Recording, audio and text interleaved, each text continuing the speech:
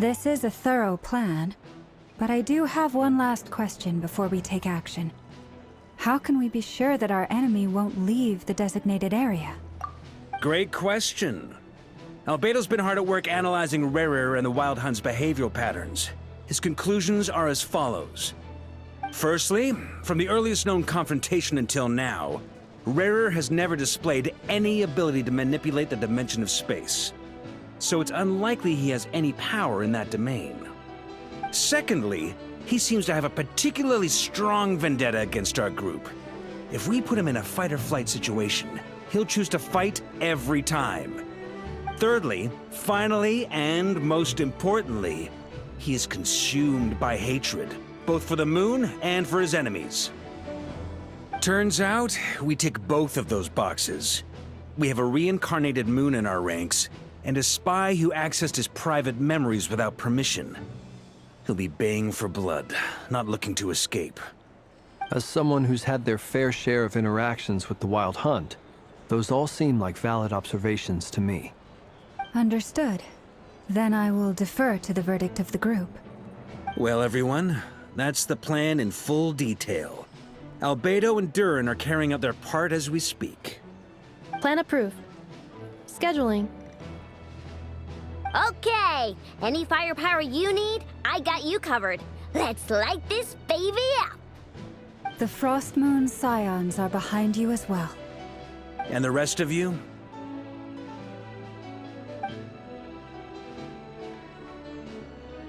No objections?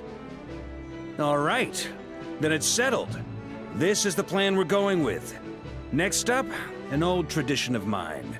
Anyone who wants to back out, now's your chance.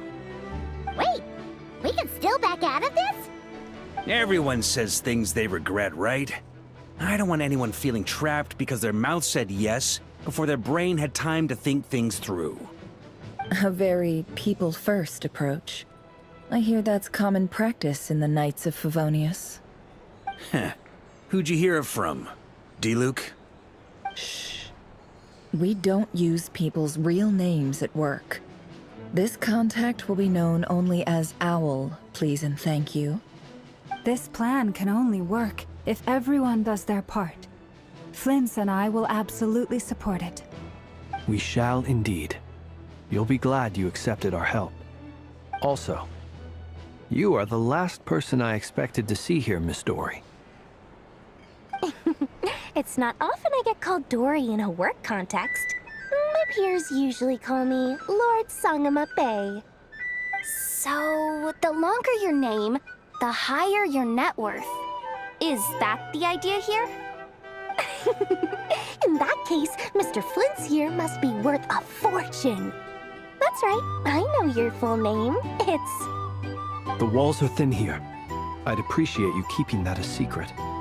Okay, fine.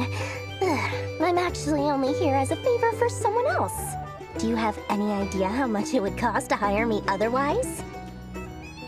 Oh, does this mean someone out there actually has the power to boss Dory around? It most certainly does not. We have a long-standing and mutually beneficial business partnership. She's actually the mom of a friend of yours. Said mom supplied me with a great little trinket, but now that lady's ruined everything. If I don't start building a little goodwill now, my whole business in Notcry is gonna go down the drain! Okay. So what exactly is so special about this pendant? It's a lucky charm that a great mage made for me. We have a business relationship, and she was worried that something bad might happen to me. So, she wanted me to have something that can store power to protect myself with. I finally got it all fully charged up with Kuvaki, and then never went and used it all up at once! Never lost so big in my life! You're right. It was all my fault. I didn't mean to drain all the Kuvaki in the pendant, but I'll make it up to you. You will? Well, in that case, how about you give me your chess set, and we call it even? I knew you'd say that. Well, it's yours if you want it. In fact, take it now, and I'll even throw in a free Raker of Solnari. Deal? You're putting me in a difficult position here. It's a very useful thing to have around, but I have a funny feeling it won't be around much longer. I guess we'll see in a couple of days. Looks like bankruptcy for me. Hey, don't be so pessimistic.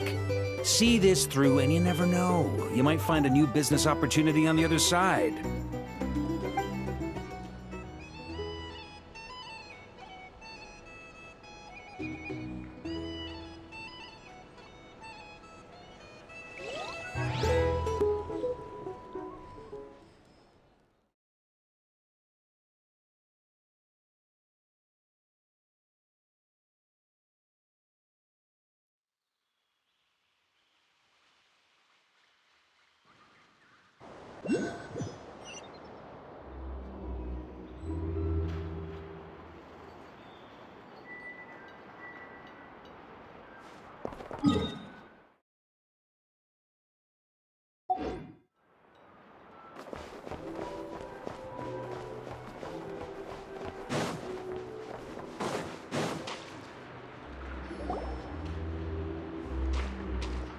Dory, how are things going? Feeling ready? Oh, I was born ready. We only have 2 days. You think Lord Sangamabe would let an opportunity like this slip by? Don't forget, when something's in high demand, the people with the goods on hand get to charge the highest price of all. Even higher than the sellers taking advance orders. Ta-da! See? It's right here. Ah, it's so pretty. Did you make it?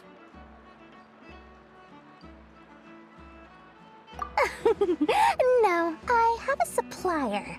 We go way back, so he made me a very attractive offer. Aha! No wonder you were talking about Lucky Charms at the meeting. You've been getting Kave to make them for you. That's not the full story. It actually started a while back as a project between me and the Dendro Archon. Mage Alice once warned me that this world won't stay safe forever. There may come a day when everyone faces a great crisis. I passed this on to the Dendro Archon, and she secretly brought together a research team made up of Sumeru's top scholars to invent a technology that could keep people safe. I won't go into the details because it's all very complicated, but if you want to know more, you can ask the Dendro Archon about it sometime. Anyway, point being, it was the Dendro Archon who asked Kave to build this little contraption. As one of the top Kashara War talents, he was the obvious choice. Took him long enough. He stressed over it for ages. Must have gone through at least a dozen designs before producing a final product. But that's Kave for you. Marak delivered it to me a couple of days ago, along with a letter from Kave. Could I ask why I'm sending this technology to you? And what's your proposed use case? Has it been approved by the relevant authorities? So nosy. My fault for sending him the research permit to begin with. Surely Nahida must have told him you were involved in this project. He was probably just nervous because you're always so secretive about your business. Could be, could be. Anyway, I just replied, let's hope there never has to be a use case, because it would involve grave danger. Fair enough. But it sounds like he was just being cautious. He probably felt responsible as the one who made it. Or maybe he was asking as a favor for his housemate. He's done that before. Not sure why, though. His housemate doesn't seem to really care that much about this kind of stuff. Either way, all's well that ends well. I'm just glad to finally have my hands on the product. I wouldn't want to be without it, given the potential dangers that lie ahead. Huh? What does that look mean? Paimon's just super surprised. This must be the first time we've ever seen you actually get serious about something. Well, a long time ago, I made a promise to myself. I promised that I was gonna live every day of my life with a big beaming smile. Obviously, Mora plays a big part in that. But there are always gonna be times in life when you have to give something back. That could mean paying back a debt, returning a favor, or showing some kindness. Alice has been a huge help to me over the years. She was the first investor I ever had. And I want my investors to know that Lord Sangamabe is the best in the business. And more than that, no one knows what the future will bring. Whatever happens, I want to make sure the Dendro Archon and all of Sumeru is prepared to face whatever comes. Oh, that? I was just making sure Nefer and I are square. Don't be thinking it was some sort of benevolent act. I'm no saint, so don't treat me like something I'm not. My priority is doing the business that I want to do, so long as my conscience lets me, but it usually does. That's the Lord Sangamabe business model. Alright, if you say so. I do say so, and that's the whole point. I'm a businesswoman. Don't go trying to figure out what kind of person I am. You'll exhaust yourself. Much easier for everyone involved if you just take my word for it. Oh, and could you two help me get this stuff where it needs to be? Thanks so much. You're my favorite assistants.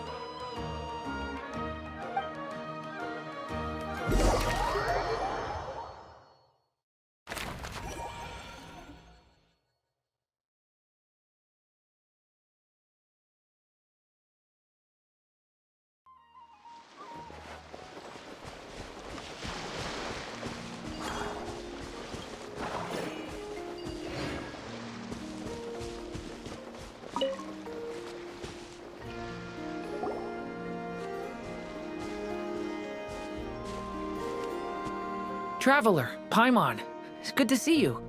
Everything going smoothly over here? Sort of. As you're probably aware, Varka, Diren, and I captured some abyssal creatures from the Wild Hunt. Per the plan, we dissected and analyzed some samples of these creatures. The process went very smoothly. The findings, however, come with some troubling implications. What? You can actually dissect the Wild Hunt? That depends on your definition of Wild Hunt and dissection. Harmless, lifeless. These words are accurate descriptions. The Wild Hunt is an interesting phenomenon. In and of itself, it doesn't seem to possess anything akin to a human personality. But taken as a collective, the medium through which the Wild Hunt is summoned does appear to have a soul. Master griped a lot about the wise Horoptetyr, and seemed somewhat fascinated with the foul Certology. But she barely mentioned Rerir at all. I don't think that was because of his lower social standing, though. Anyway, it's a pity. I should like to hear her thoughts on the nature of the lifeform he has become today. It's a strange mix. The furious energy of an abyssal being channeled through a fractured physical existence. A consequence of being torn apart by an unknown power. Perhaps the only explanation for his survival in this state is that he sacrificed a degree of individuality in exchange for a continued existence. Oh, sorry. Once I get talking about interesting research, I have a tendency to go on indefinitely. Back to our research findings. Essentially, they confirm my hypothesis. Rerir's corpse is completely contaminated by the Abyss, and the effects are irreversible. You could think of this as Rerir in mutated form. But in my view, even that would be inaccurate. In reality, his whole being has been consumed by the Abyss.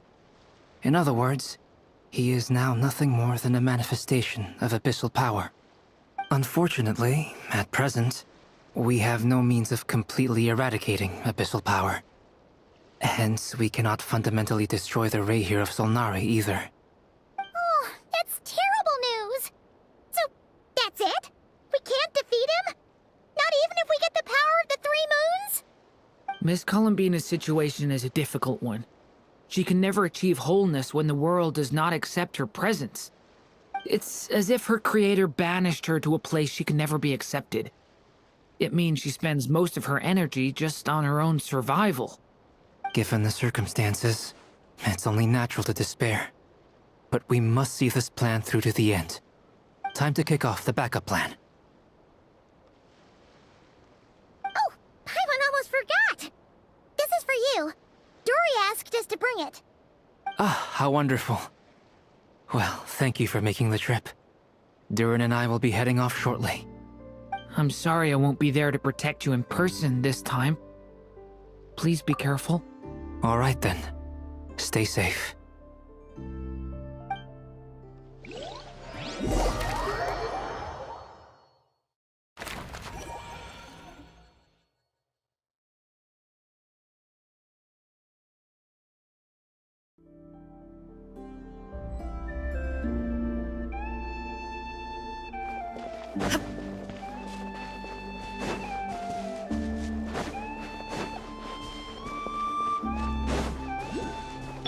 Right here.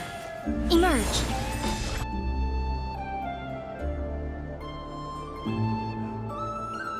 Miss Lauma, is everyone here? Yes. The fate of my flock is in your hands, Grandmaster Varka. Please keep them safe. My lady. What are you saying? Within the next 24 hours, we will face the biggest crisis the world has ever seen. This is not a burden that we deserve to bear, but I believe that we reap what we sow in this life. So I intend to act. I must do what I think is right. For me, that means fighting for the future of Nodcry. This gentleman is the Grand Master of the Knights of Favonius, Varka, Knight of Boreas. In my absence, please follow his lead. Hey, everyone. Guess I should introduce myself. Well, to start with, I know my way around a battlefield. Biggest strengths are honesty and hard-workingness. Anyway, point is, I don't intend to let Lauma down. I'm gonna do everything in my power to keep every last one of you safe and sound.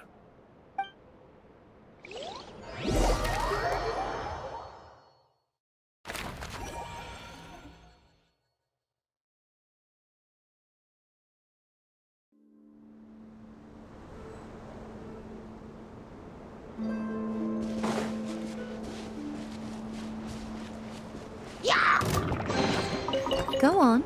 Open it up. Right here. Right now.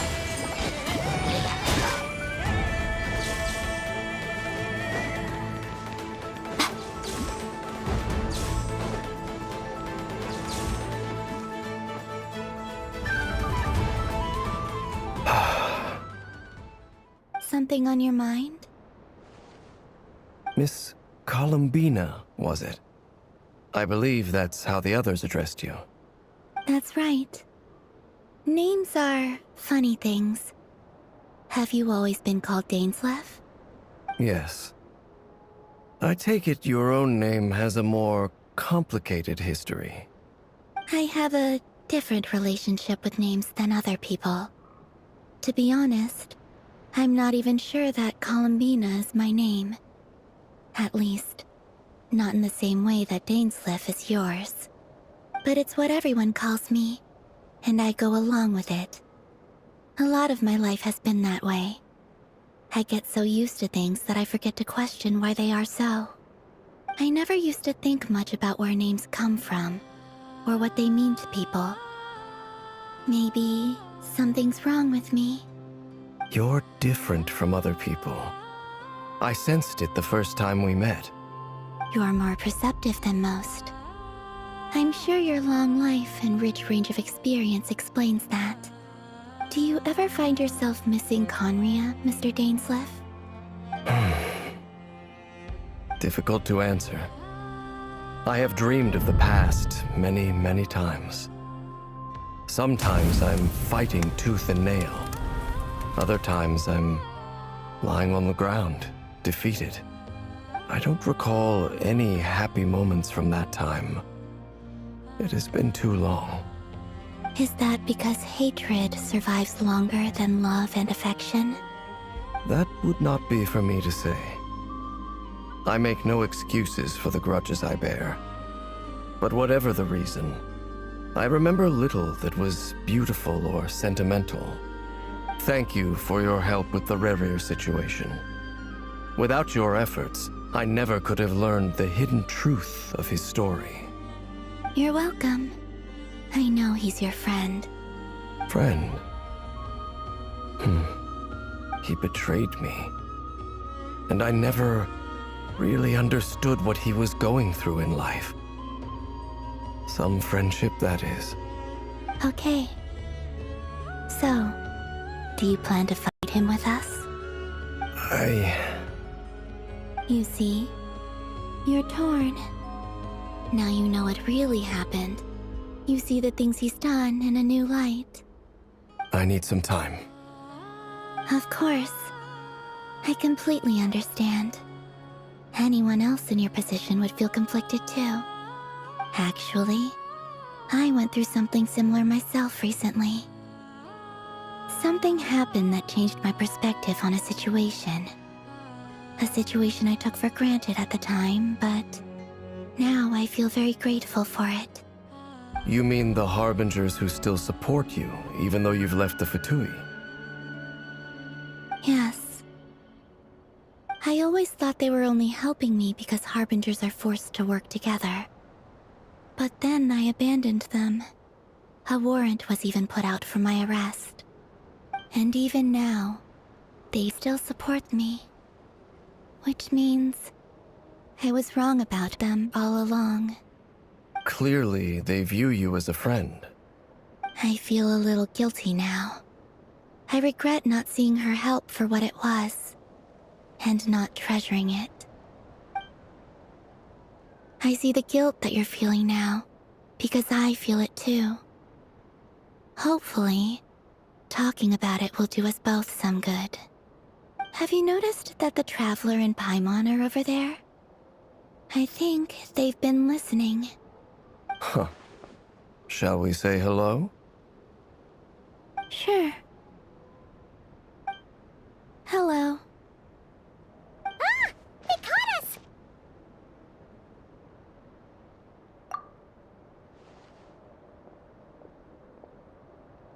I apologize for making you worry. No doubt you wish to know where I stand on the plan to take down the Recher of Solnari. I'm afraid I need a little time, but I will seriously consider joining you. You will? Oh, thank you so much! Everyone will be so grateful to hear that! They needn't be. This was something that I was going to have to face up to eventually. That doesn't matter to them. They're grateful to you regardless. You can't control their gratitude, so just accept it. And then, have a think about whether you're willing to join us.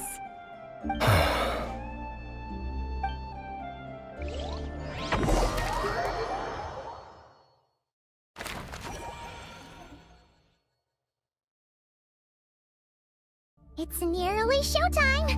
Let's go rendezvous with the others. You know the place.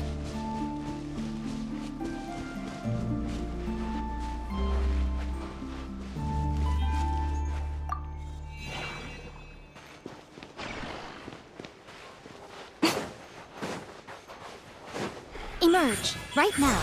Right here.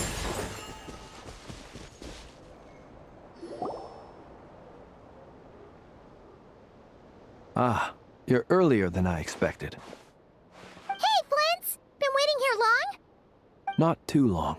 I came a little early so I'd have some time to think. Are you nervous about the battle? Quite the opposite. I'm reminiscing on my past battles. When I was awakened by the Ratniki, I had not touched a weapon in many years. I felt like the battlefield was not where I belonged. But after waging war against the Wild Hunt for so long, I came to realize something. A life of absolute peace is simply not a possibility for me. My restless flame indicates that somewhere inside of me, there is a deep yearning to root out the evil in this world. Oh, that doesn't sound like such a bad thing. Well, in the past, when I was a Fae whose primary concern was hibernation, it was hardly ideal. But it certainly serves me well here in the present. And I am delighted to be able to join forces with you in this endeavor. Looks like I'm not the first to arrive. Ah, Miss Lauma. Did you sleep okay last night? I struggled to settle down at first because of the nerves. But don't worry. I got enough sleep in the end. I'll be just fine. Please, I'm just doing my part. Never! Over here! Aino asked me to relay a message.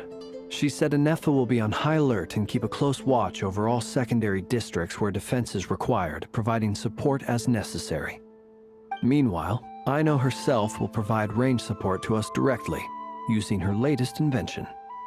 Excellent. My thanks to all involved. The chest set's looking a little unstable. It won't hold him much longer. We should be prepared to engage at a moment's notice. No sense sitting around waiting. Let's make the first move while we still have the option. I agree. Paimon, find a safe hiding place. Got it! Be careful, Traveler! I will.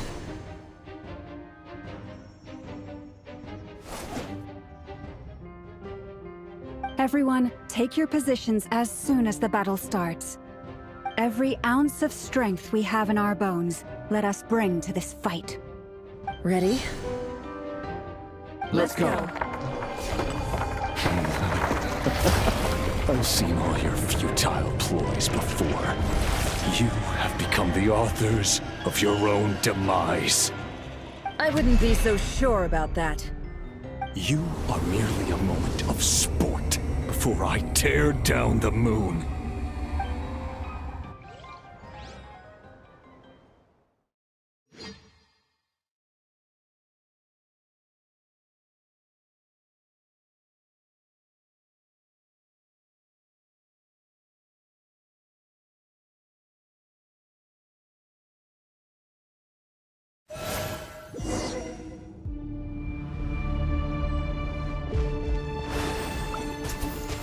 Stay on your toes.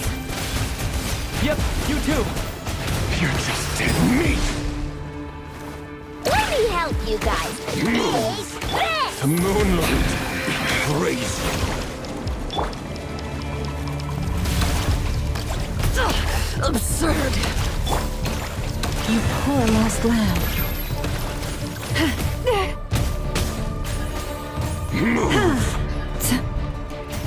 Hunt them down! A grave transgression. Forest, protect us. Close your eyes. Betrays you. Can't hide the truth. It all adds up. Hunt them down! Water jet! Hunt them down! Move! Beast. Close your eyes. Fly the frost and revolve. You poor lost lamb. The mystery The unravels. moonlight betrays No you. more lies. Hunt them down! Beware the creatures of the night. Move! Observe. Close your eyes.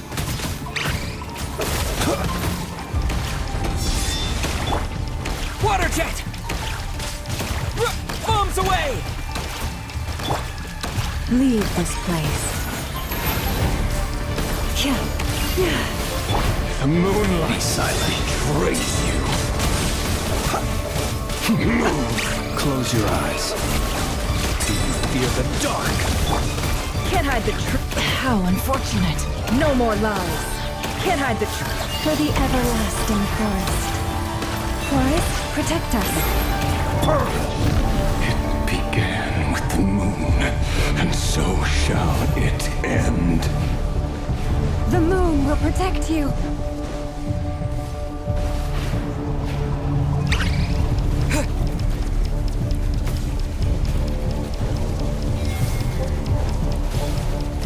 Go!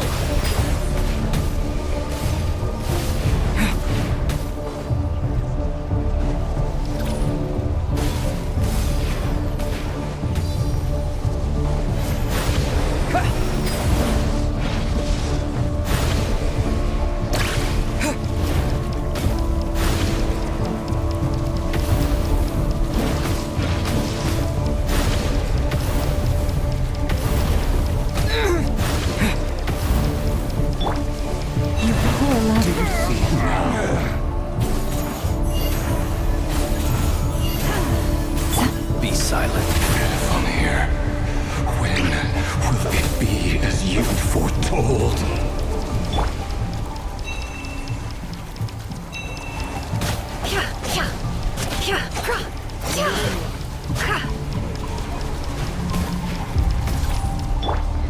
Leave this place.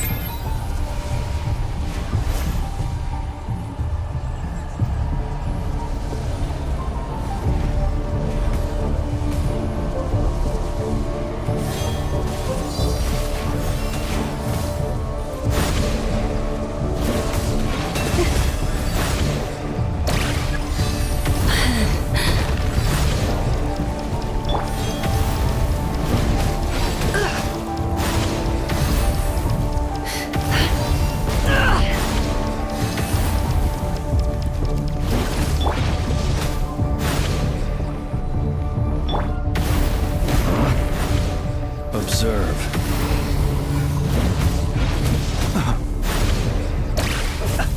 Close your eyes. Steady now. Welcome here. Observe. Be silent. With one heart, we pray. You poor lost lamb. The deception ends here. No more lies. Can't hide the truth. The riddle remains unsolved. Close your eyes. Night falls. Be silent. Are you quite finished? It's a grave situation. Night falls. Move. No more lies. Hound. By the frost moon of old. Leave this place. Observe.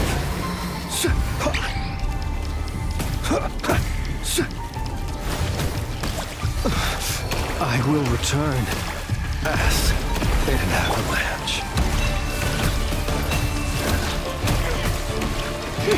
Seek within. Absurd. The moonlight No more lies. betrays you. Close your eyes. Observe. You poor lost lamb.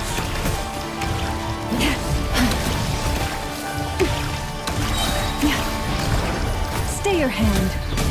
For the everlasting forest. Forest, protect us. Be silent. Observe.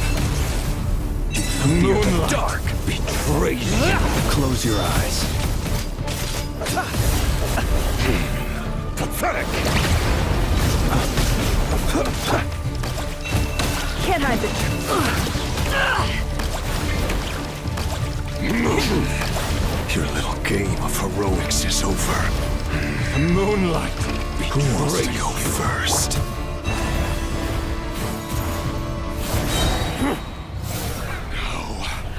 Get out of my sight! No! We've been separated! Will it take? You okay? Never! Where are the others? Stuck outside the barrier. I guess he really doesn't like us. I told you before, knowing too much is always a death sentence. Be careful what you wish for.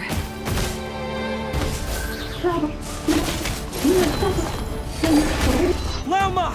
Can you hear me? Silence. The voices are gone. But at least I know they're still there. I need to focus. Stick to the plan. Remember my most important task. Just keep stalling him. If I can stall him for long enough, the moment will come. Water jet! It all adds up. Absurd.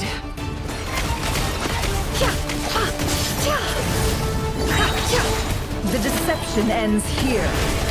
No more lies. Wipe out! Lambs to the slaughter. Water jet! Can't hide the truth. Shameless. No more lies.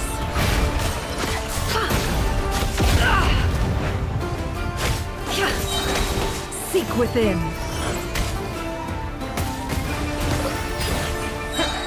Bombs away! Can't hide the truth. No more lies.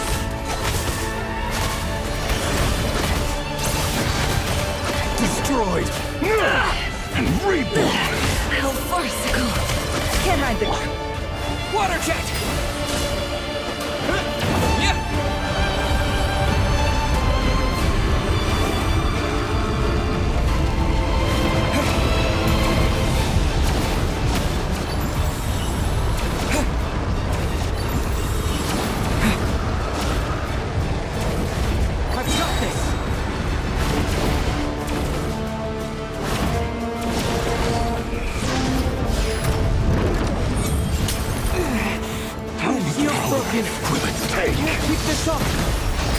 Don't push your luck.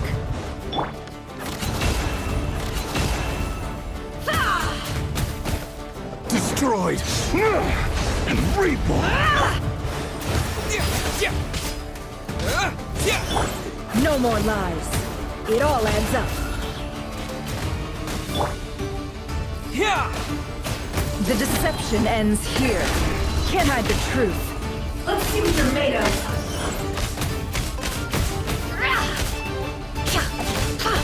No more lies. Let's see what you're made of. Water jet! It all adds up.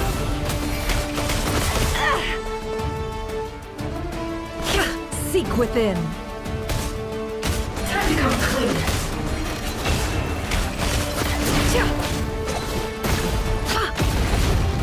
Bombs away!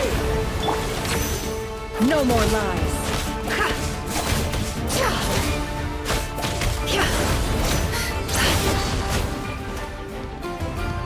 It all adds up. The mystery unravels. Time to come clear. Go! Can't hide the truth. It all adds up. It all falls into place.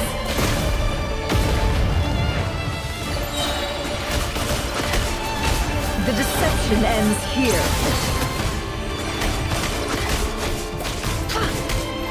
Can't hide the truth.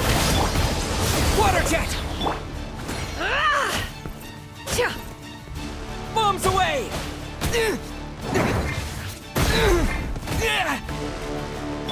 It all adds up.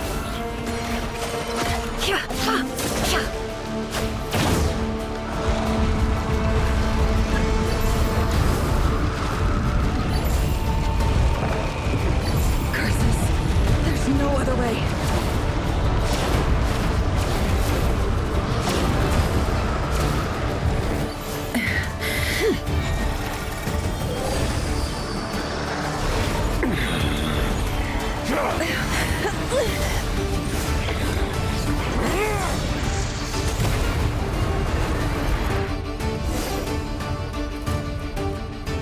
The only way to defeat Rarer is to borrow his own power.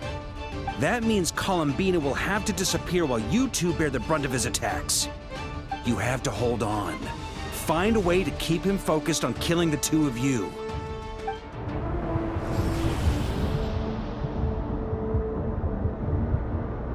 Never. Your eyes are bleeding.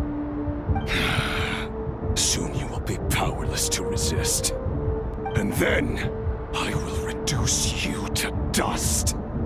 But that dust will plague your memories. Come on. Keep holding on. Any other tricks up your sleeve? Let's see them. As entertaining as they are, you've backed yourself into a corner. You don't fool me. I see your fear clear as day. I have to stoke his rage. Make him unleash everything. You fear what you could never defeat. You fear the thought of never being able to save your beloved. You cannot win the fight against fate, Rarir. Is that what you think? Well, Now it's your turn to feel afraid!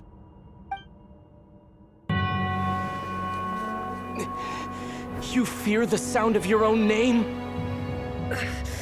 Is it us you hate? Or is it what you've become? Let's see what becomes of you!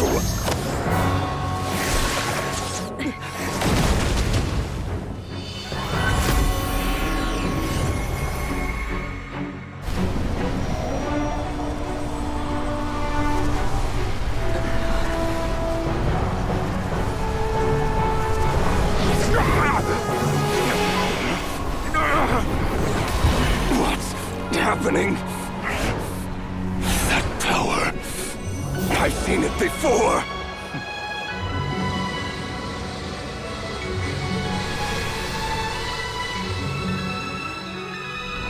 His power is on another level. We'll need to use an alchemical array to convert his power into a usable form. Then quickly channel it into Columbina, rendering her powerful enough to compete with him. I'll join you. I can help. If I release enough abyssal energy into a confined space, it'll create a potential difference, allowing us to extract a huge amount of elemental energy. Next, I'll synchronize with everyone's minds using Pyro, then give you temporary access to their abilities and fields of view. But it won't last long. Can you see? Well enough.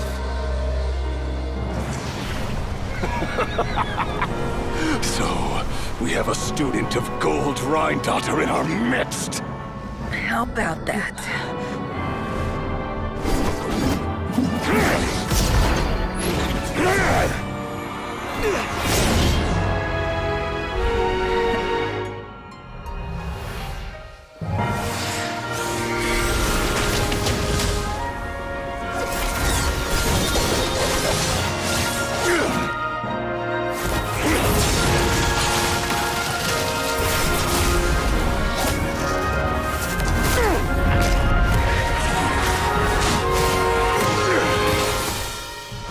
You use my own power against me? Just like how you stole Kuvaki. Look familiar?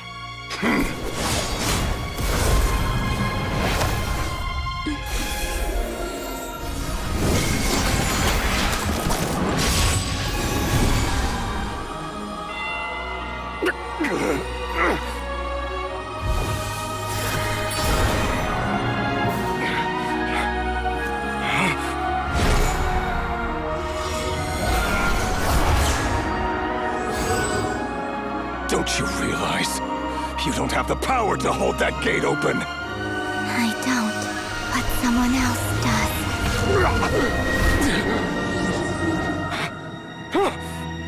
Goodbye, Rerir.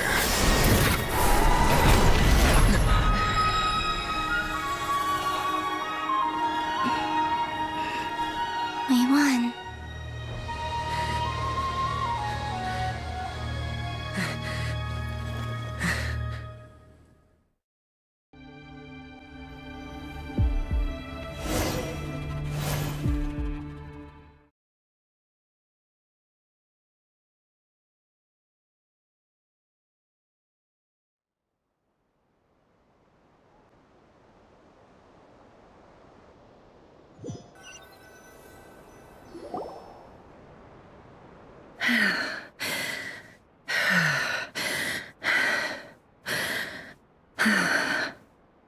Nefer, how are your eyes?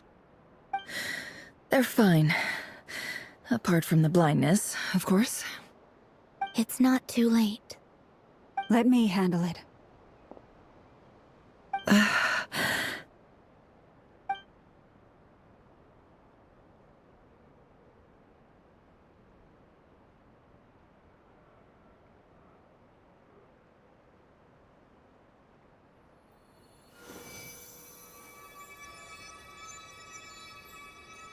Miss Nefer, it's not like you to lose your composure.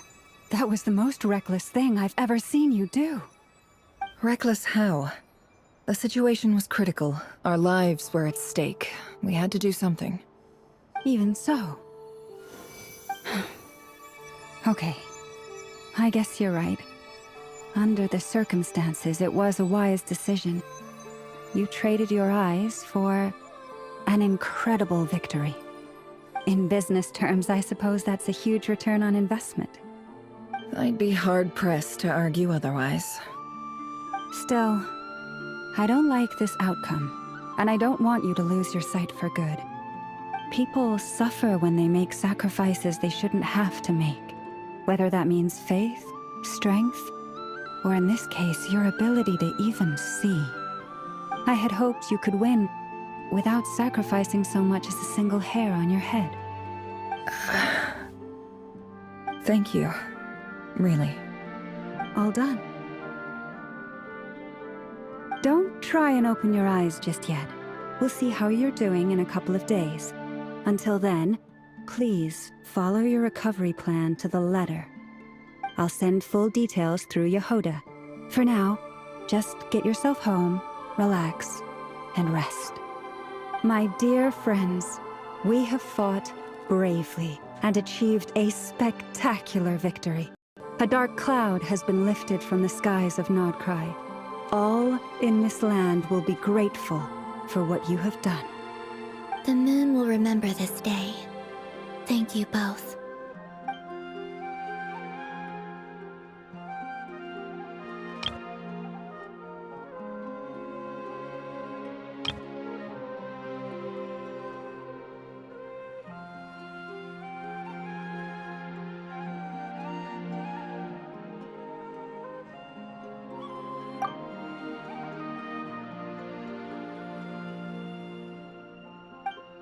There's something I want to let you know. What is it? When Durin connected everyone's minds so I could access their powers, I also felt everything they felt. And since Nefer's eyes were injured, my eyes are hurting now too. Huh. Hold on. Let me try. I only feel the pain. There's no actual damage. I just thought I should tell you. You're right. There's no damage. That's a relief. But I must say, I'm surprised to hear the Kuthar share something like this with me. In the past, you never used to open up about yourself. Things are a little different now from how they were. I'm learning to share how I truly feel with my friends. Friends?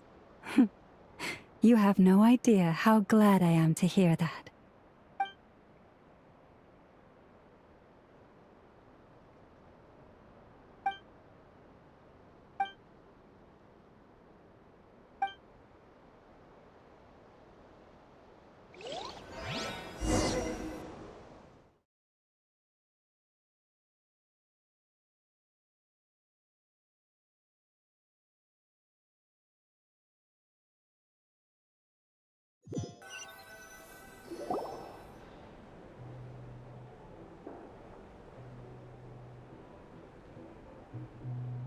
Yay! You're awake!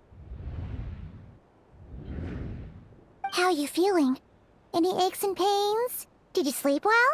I'm doing all right, Paimon. No need to worry about me. Phew! Well, that's good. Paimon's been sitting on the edge of the bed worrying about you for ages. You slept a whole day and night. Poor Paimon had to eat all by her lonesome. Glad to hear you didn't starve. How was the food? Well, it wasn't the same without you there to share it. Honestly, Paimon just can't relax when you're not your usual self. She couldn't enjoy the food and settle down to sleep. Well, I'm back to normal now. Oh yeah, and Albedo swung by earlier. He said to tell you to head to the tavern when you woke up. Varker and the others are organizing a victory feast and they want to celebrate with you. He also dropped off some medical supplies, but you seem fit as a fiddle, so guess you won't be needing those. If you're feeling up to it, let's head over now. Wouldn't want to keep them waiting.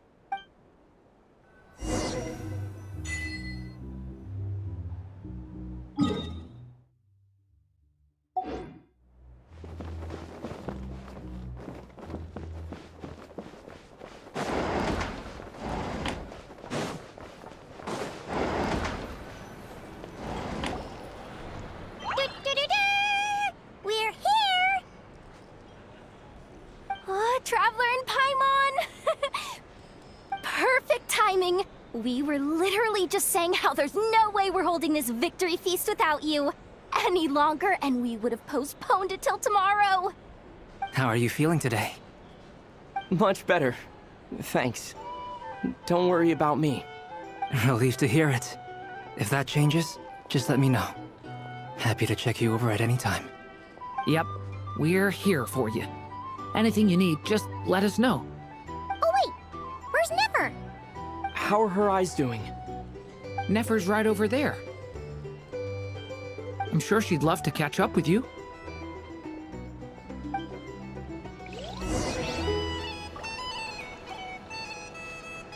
Hey there. Looking for a drink or two? Or perhaps a one for the night? Traveler, Paimon, are you recovering well? Turns out that moon chanter has some real talent after all. My eyes were mostly recovered after just a couple days' rest. I can actually open them again now. Yeah, but you gotta be careful. Lauma says not to strain your eyes while they're still healing. Yes, thank you. I'm well aware. Yehoda, could I borrow you for a moment? I could do with an extra pair of hands. Oh, sure. Coming. Did you hear that? I gotta go help Lauma for a second. You guys chat among yourselves. I'll grab us some drinks on the way back. Paimon, you still like 'em sweet? You bet. Make it extra sweet, cause Paimon's earned it. Sure thing.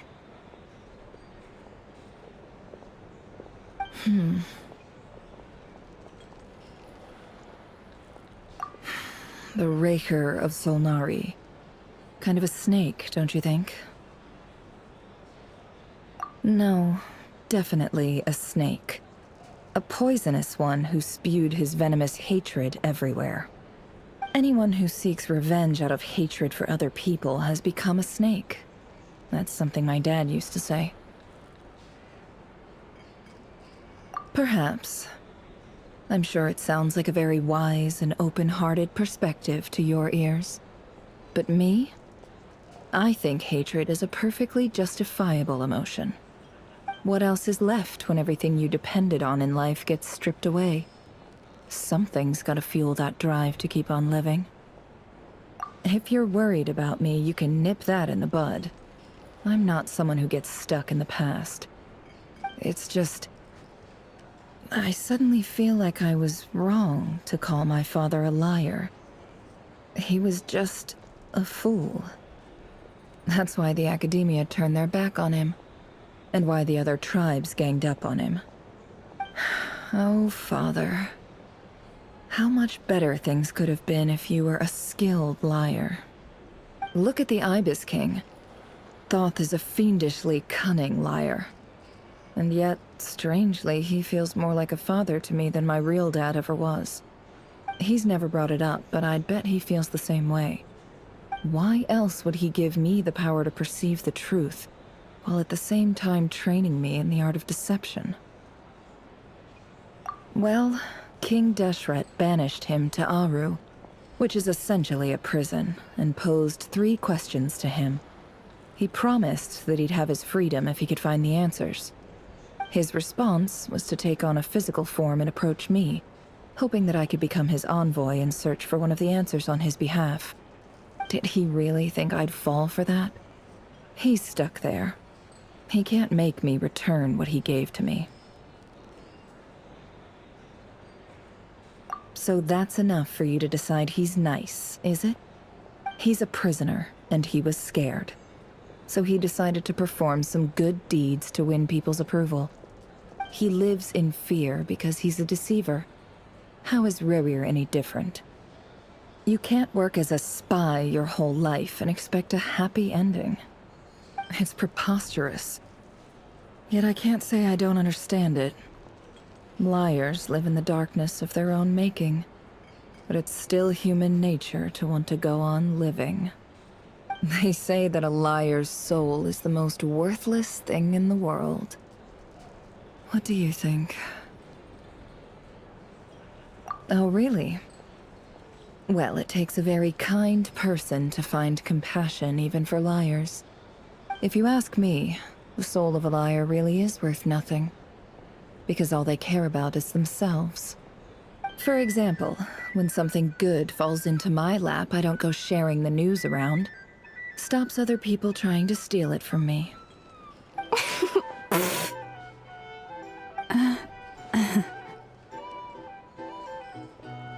So be it. They have sharp ears. I can't keep anything from them. Wow, is that what it looks like? Well, you all know my past now. And I can't simply eliminate everyone who knows too much. So I guess I just have to put up with you. For the foreseeable future, at least. When you find yourself in a situation you can't control, the safest play is to keep calm and start monitoring everyone involved like a hawk. In the intelligence world, you need to have a sense of perspective and play your hand accordingly. If you understand what's at stake, please ensure my secret is safe with you. I trust you'll respect my wishes as a friend. But don't forget, I will also be watching you like a hawk. Very good. Oh wait! Now that the panic's over and we've all calmed down, Paimon suddenly remembered something. After all that build-up, our mystery ally never showed up even once!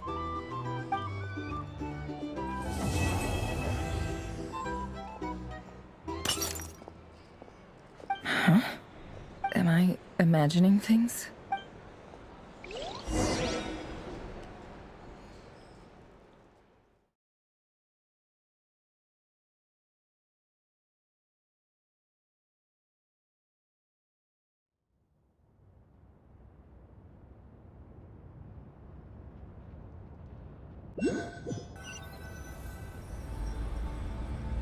So, that close colleague who stayed behind with you?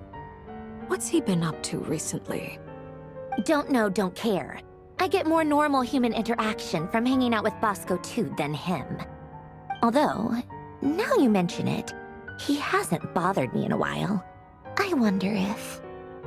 If he's disappeared without a trace, it's the biggest gift he ever gave to the world. But I somehow doubt that's what's going on. He won't lie low forever. So we'd better stay on guard.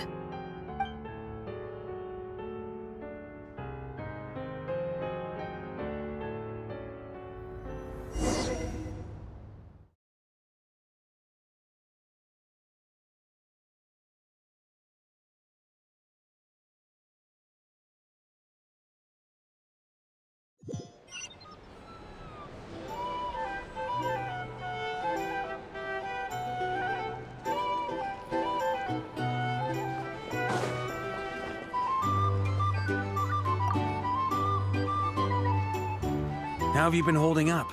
Any adverse reactions? If you start to take a turn for the worse, make sure you tell me right away. You don't need to worry about me, Grandmaster. I'm fine.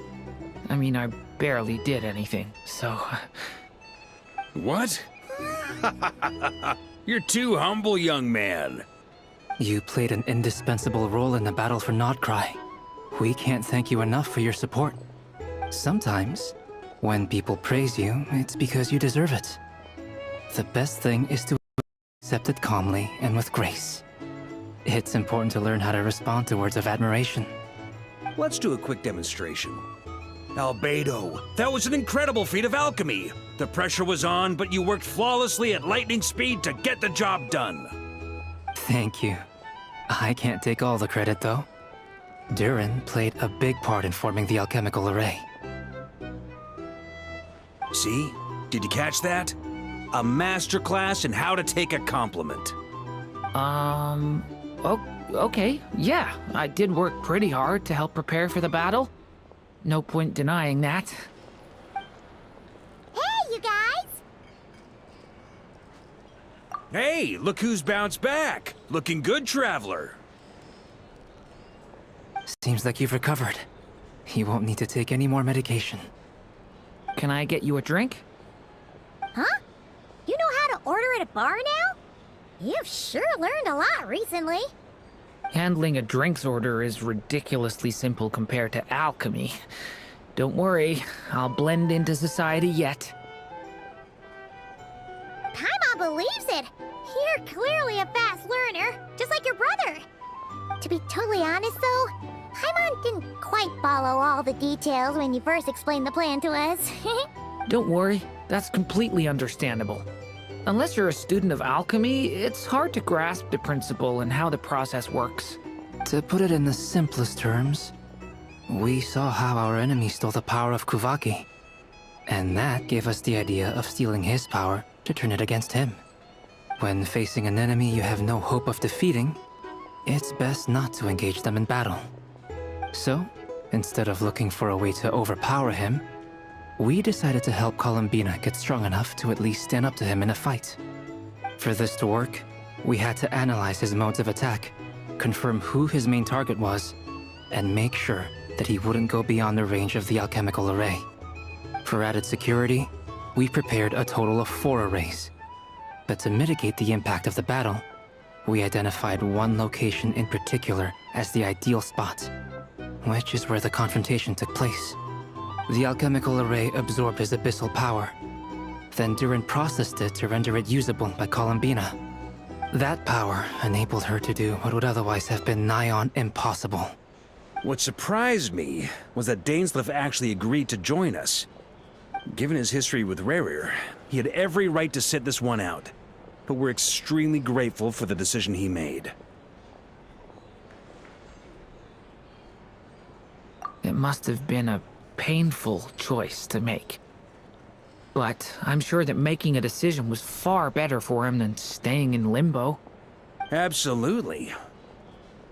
He was torn between 2 paths, but in the end, he made his choice and stuck to it resolutely. He doesn't strike me as the sort of person who'd stay trapped in limbo for long. Anyway, however you cut it, everyone gave a stellar performance. And now, it's time to kick back and celebrate.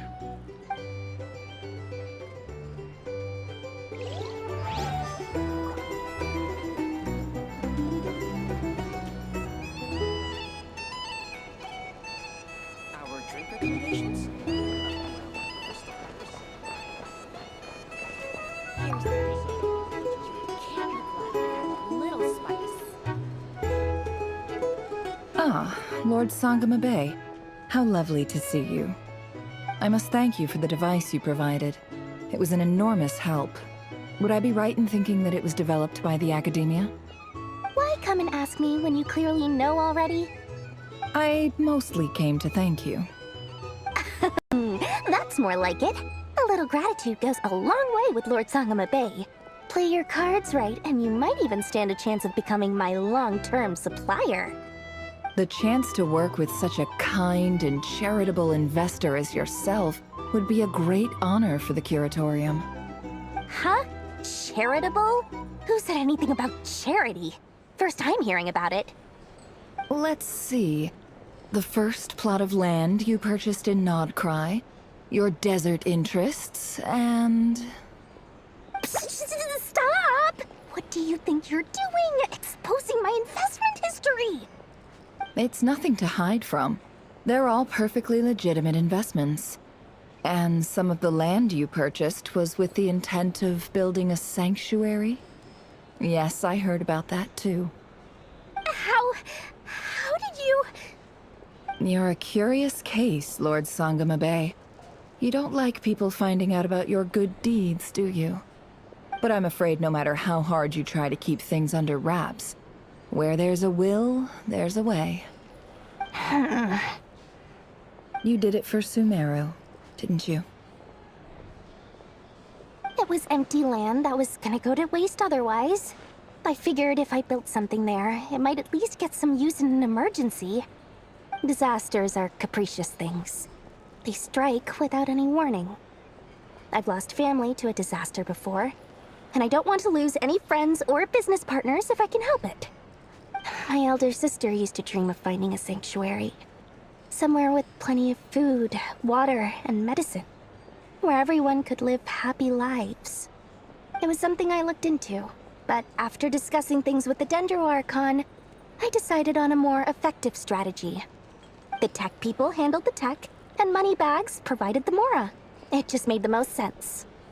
It's a pity that so few people know the truth about you. Everyone says that you view everything in terms of Mora, and all you care about is growing your own wealth. So, what's the problem with that? Everyone wants to be rich. It's human nature. So yes, I love Mora, and it's nothing to be ashamed of. But surely you have dreams of your own beyond just making Mora. You don't get it, do you?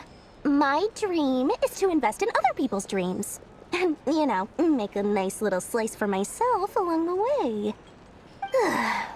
Just thinking about it makes me happy.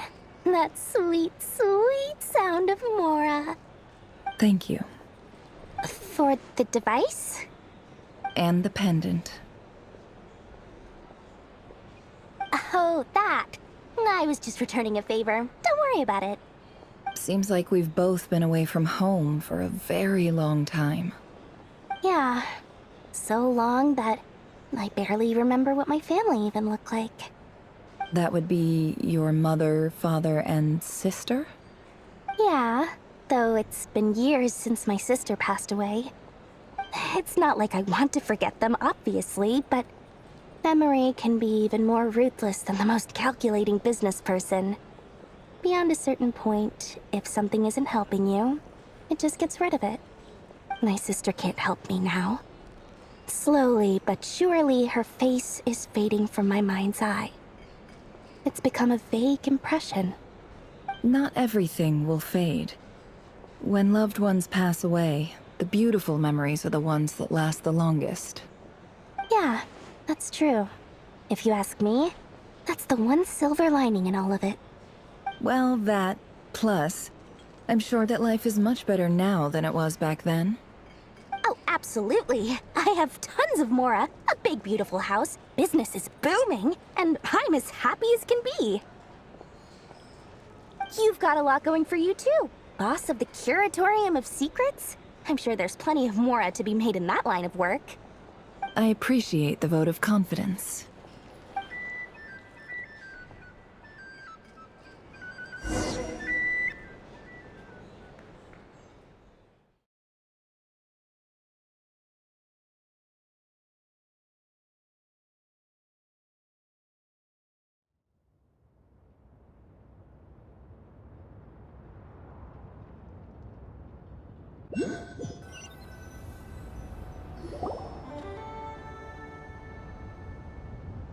That's the only reason you're here. Yes. I've thought a lot about it. And I've realized that you, me, and Arlecchino should be friends. I think this is very important. So I felt I had to come and tell you. Well, this is a new one. I'm so moved. I can't even hold my teacup. If that's all, you can leave now. Do you not want to be friends with me? Or is it that you prefer being co-workers? What is this, Columbina? Are you deliberately testing my patience threshold?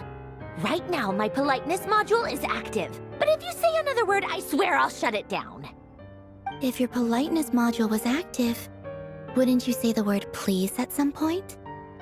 Polonia, please see Lady Columbina to the door.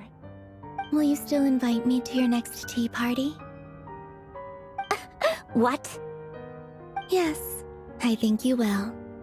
Bye-bye, dear Sandrone.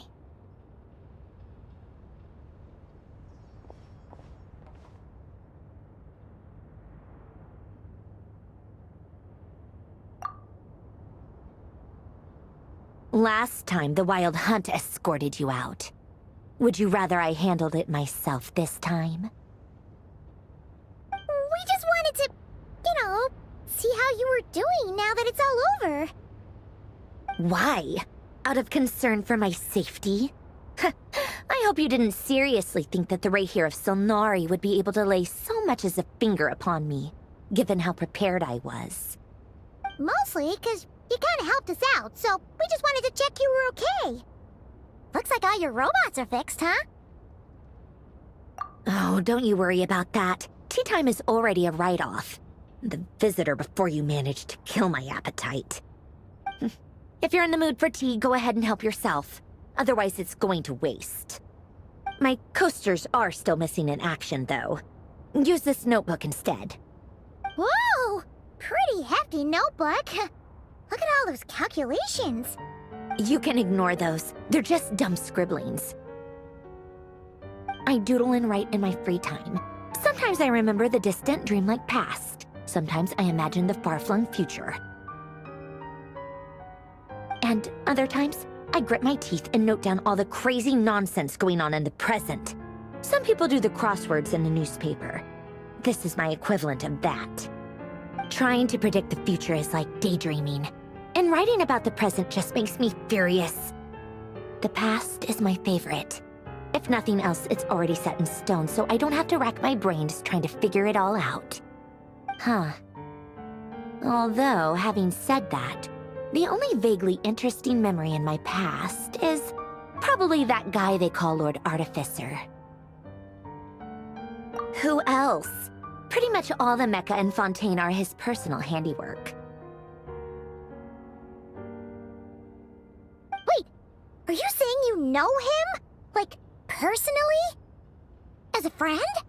I mean, I guess we were friendly enough. Yep. In fact, I'm probably the only normal person left who knew him at all.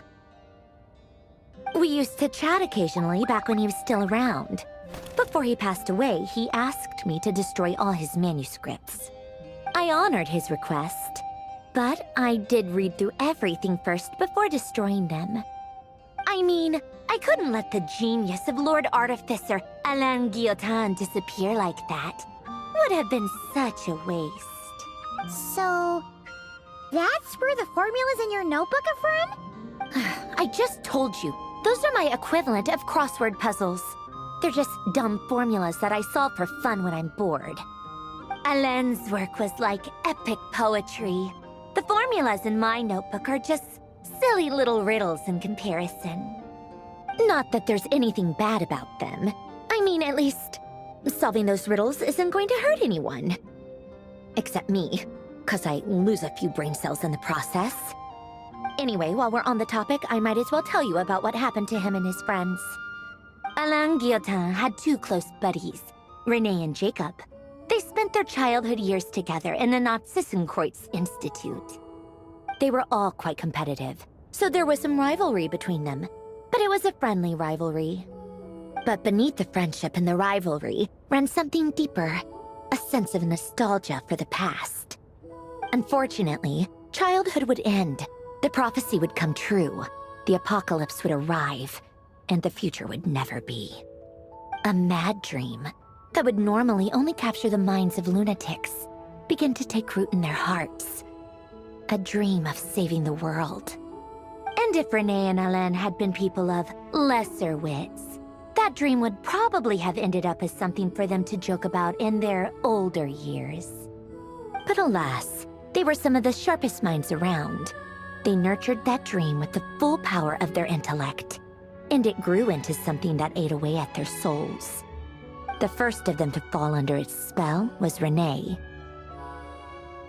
Against Alain's wishes, he persisted in experimenting on a mutual friend of theirs to try and save their life. Alain did not approve and parted ways with Renee. It's complicated. Alain wanted to believe that Renee only did what he did for the sake of their friendship. But when he told me about what happened, I could tell he still had some suspicions about Renee's motives. Perhaps the seed that would grow into a nightmare had already sprouted in Renee's mind. Even then. The next time they met, Renee's soul had been completely engulfed by the dream of salvation. His futile attempt to change the tide of fate only resulted in a wave that swallowed up the world, even before the apocalypse came. And although that wave died down eventually, I hear that it just recently came back with a vengeance. As I understand, Renee wanted to live out his dream of salvation once more. But I'm told that the attempted resurgence finally died out for good. At long last, Renee awoke from his deluded dream. Though of course by then it was far too late. What do you think of Renee? Do you admire his transcendent genius? His view that any price was worth paying to achieve the lofty goal of saving the world? Or do you despise him? Dismiss him as an evil madman who wrought havoc on the lives of everyone around him as he pursued his delusional dream? Same difference, really. Just a matter of perspective.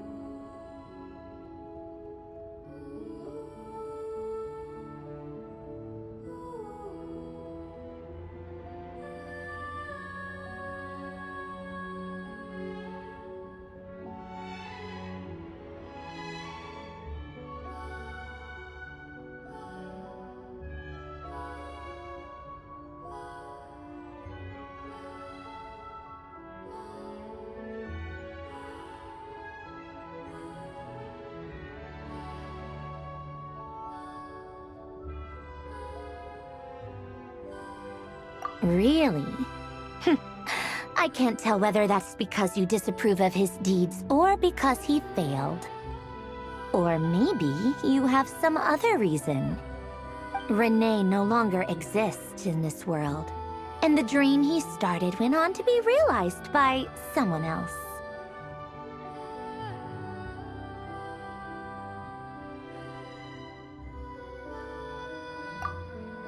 I don't like fanatics who give up their whole lives for their ideology. Nor do I like fools who let their delusions take control. Maybe I could understand if Renee had just been an ordinary person. But he had a sage-like intellect. And still managed to get himself lost in the labyrinth of his own desires. Anyway, that's enough about Renee. Now, moving on to Alain Guillotin, the Lord Artificer. He managed to put a stop to the first storm whipped up by Renee. But after that, Alain lost his friends and family.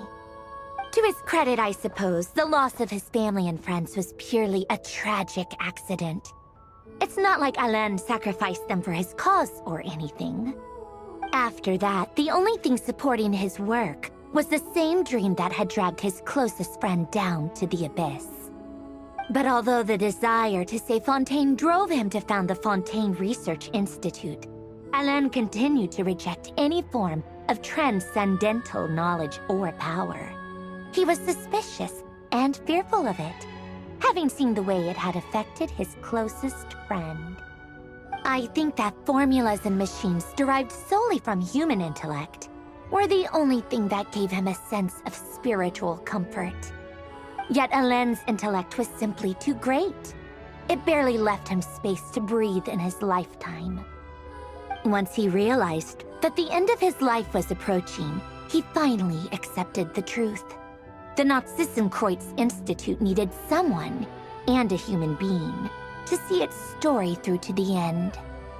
He quit working on his formulas, trading them in for the fairy tales that had played such a formative role in his childhood, but which he barely touched in his adult life. He told me that the director of the Nazissenkreuz Institute used to read those fairy tales to the children as bedtime stories. Apparently, they worked wonders at sending kids off to sleep. I think that all he wanted at that time in his life was to be able to sleep deeply without being plagued by depression. By that point, nothing else really mattered. At the very end, he laid down to rest in the ruins of the former Nazissenkreuz Institute orphanage, while the Fontaine Research Institute he had founded continued tirelessly with its work.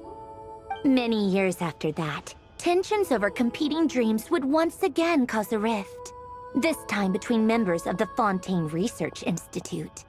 But the actions of those fools had nothing at all to do with Alain. And that is the story of two people from the Nazissenkreuz Institute who both wanted to save the world. One went all in on his fantasy of salvation without ever looking back, and ended up calmly sinking to the bottom of the deepest sea. The other sought desperately to burn bright in his life, even though he wasn't sure where he was going. I do sometimes wonder, Why is it that people like them have such grand hopes of saving the world? Even the grandest tree starts as a tiny seed. So perhaps, for each of them, their mission to save the world began with a very simple desire: to save themselves. They were young children with friends and family who mattered to them, desires to explore the meaning of life, ambitions to have a successful career. They didn't want to see all of that taken away in one fell swoop. Or maybe they just wanted to find something to anchor themselves within the chaos, to stop them getting quietly swept away by the storms of life. But instead, the search for their own salvation took them down the rocky road laid out by fate. Do you think the desire to save oneself is enough of a justification to try and save the world?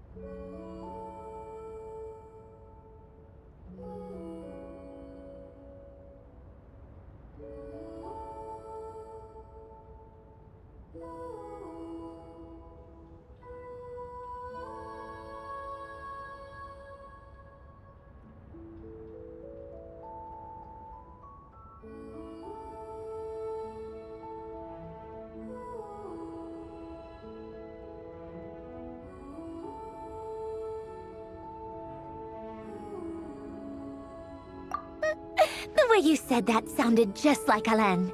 I asked him the same question back when he was in his prime, putting all of his energy into his work. He gave the exact same answer as you did. No elaboration, just a quick short answer before getting right back to his work. He was always that way. All right, tea time's over. I owe Arlecchino a favor for telling me these stories. I'll have to bring a whole sack of gifts the next time I visit the House of the Hearth. I'm gonna go tinker with Polonia now. You guys can do whatever you want, as long as it doesn't involve interrupting me. Polonia, exit hibernation mode. Begin diagnostics.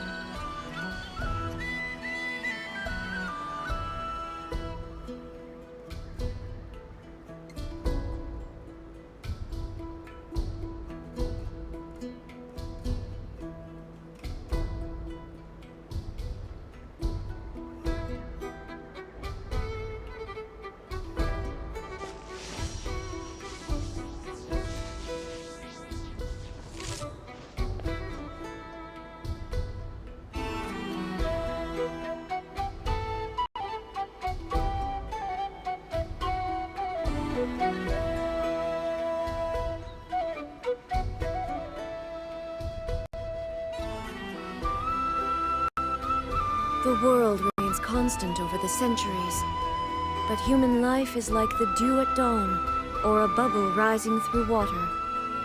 Transitory,